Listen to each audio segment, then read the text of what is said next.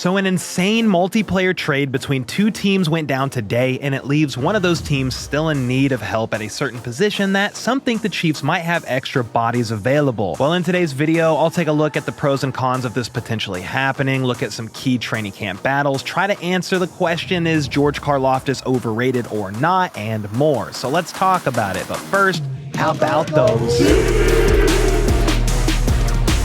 Alright, first up, an insane trade went down today between the Dolphins and Steelers, and it leads some to believe this could affect the Chiefs' own cornerback room here down the stretch. Before I get into the reasons why, let me first very quickly, I know you're not here for Dolphins and Pittsburgh Steelers news, but let me first very quickly go over this wild trade because stuff like this does not happen very often, especially this late in the offseason. Basically, the Dolphins and Steelers were involved in a trade that included 2 future draft picks and 3 current players. It was kind of weird because this morning the trade got announced one piece at a time. So at first it looked like the Dolphins were trading cornerback Jalen Ramsey straight up for safety Minkah Fitzpatrick, and I did not love that for the Steelers. But then it was announced shortly after that the Dolphins are also sending over tight end Jonnu Smith as well. Jonnu had nearly 900 receiving yards last year along with 8 touchdowns, a definite career year, so that's a great get for Pittsburgh's offense. You add Jonnu to a tight end room that already has Pat Freiermuth. That's a fantastic duo,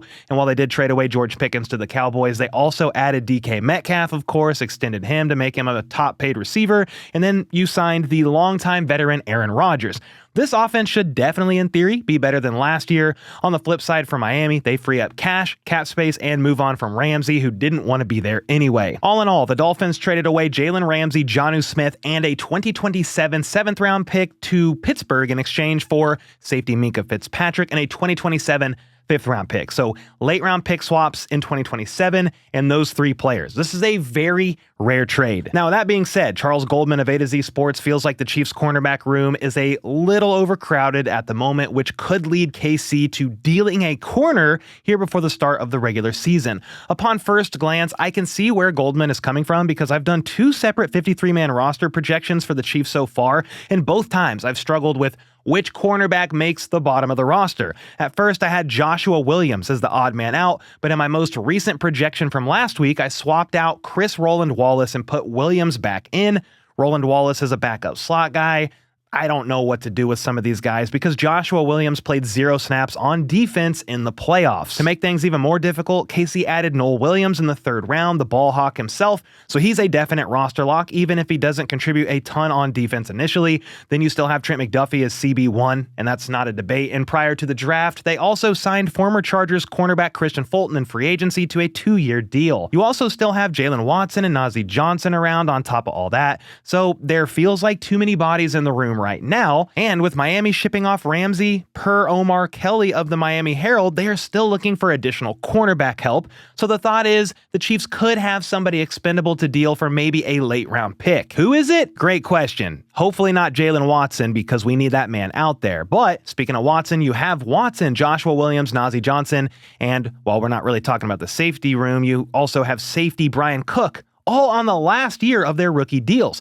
So the argument for trading one of these guys away is you're probably getting nothing for them after this season as they walk into free agency, so get one for them if they're not really going to play on defense this year at all. My argument against any sort of trade right now is this. I look at the cornerback room kind of like the offensive line right now, specifically the tackles. The cornerback room was really going through it last year after trading away Snead and Jalen Watson breaking his ankle. This affected the defense in multiple ways, just like the left tackle issues along with the left guard issues once Tooney kicked outside affected the Chiefs offense in multiple ways. In summary, the more offensive tackle depth, the better. The more cornerback depth, the better. If injuries hit those rooms, you want the floor to be as competitive as humanly possible. The Chiefs have addressed it on offense and attempted to address it on defense as well. So yeah, right now, I am anti-trade anybody. Please don't do that. Get through training camp and preseason first and see how the room is looking, and then if the room's pretty healthy, no major injuries have hit, okay, maybe. I mean, speaking of injuries, Najee Johnson tore his ACL a couple of training camps ago, and then both tight end Blake Bell and wide receiver Hollywood Brown dealt with injuries that placed them on IR from a preseason game over the last few years. And then to make things even more complex, the Chiefs could be looking for additional cornerback help. I mean, maybe, because last week when the Packers released cornerback Jair Alexander, and then he signed a one-year deal with the Ravens. Jeremy Fowler of ESPN was talking about this, and on the lower third of ESPN, at the bottom of the screen, it read, agreed to one-year deal with Ravens despite Chiefs also showing interest. Despite the Chiefs also showing interest? I mean, don't get me wrong, when healthy, Jair Alexander is a great cornerback to have in that room. I will just say this. Throwing the Chiefs' name in there as interest, maybe the interest was as simple as VIDS' team calling and asking his agent for Jair Alexander's price. It could have been nothing more than that, so maybe the interest wasn't serious at all, but that's another reason why I would be extremely surprised if the Chiefs traded away a cornerback right now. If they are still kinda sorta poking around for additional help, it seems silly to trade somebody from that room away before we can see how training camp fares and pans out for that entire room. The depth in that room is a key position battle to watch come training camp for sure, and then we'll see what happens because you can never have enough depth there. I do hope the depth at outside corner is talented enough though to allow Trent McDuffie to kick inside as needed this year, because that is really going to help with coverage in the middle of the field for the defense, a definite weakness for them last year. Something else to mention about the cornerback room is the decline in overall coverage ability affected the D-line's ability to get home to the opposing quarterback. Pressure coming? Just throw it up to whoever Trent McDuffie is not covering and it'll work out. Well, that is basically what happened on and off all season long. Now, the pass rush was also sans Amenahue for most of the year, and even when he returned, he was not 100% himself, and even he would tell you that. He only recorded 14 pressures total, which was surprisingly the same amount as Joshua Uche, who I feel like was rarely ever out there on the field after Casey traded for him because I don't know why. Speaking of pressures, George Karlaftis was second on the team with 76, only behind the CEO of Sack Nation himself, who had 88. Karlaftis is a bit of a divisive name in Chiefs Kingdom right now because some fans think he's a bit overrated and benefits from the fact that the best defensive tackle in the NFL lines up next to him along the line. The reality is everybody on the line absolutely benefits from having Chris Jones around, and the line is honestly built around him, quite literally, in fact. Brett Coleman recently shared that when you removed Chris Jones's outside snaps because he does line up outside on key downs, the Chiefs' edge rotation had the 5th worst pass rush win rate in the NFL. Some took this to mean Karlaftis is overrated, and there's proof, but I think that depends on how you have him ranked. If you have him ranked as like a top 5, top 10 pass rusher in the NFL, that might be a little overrated, but I do think he is a very solid pass rusher in the Chiefs defense. I think the pass rush win rate issue is more to do with Amenahue's absence and underwhelming performance upon his return, and Felix Anudike-Uzomah still being a bit of a question mark despite being a first-round selection. Karlaftis is definitely playing at a high enough level to justify picking up his 5th-year option, which the Chiefs did after that, and that should probably tell you all you need to know about how the Chiefs view George.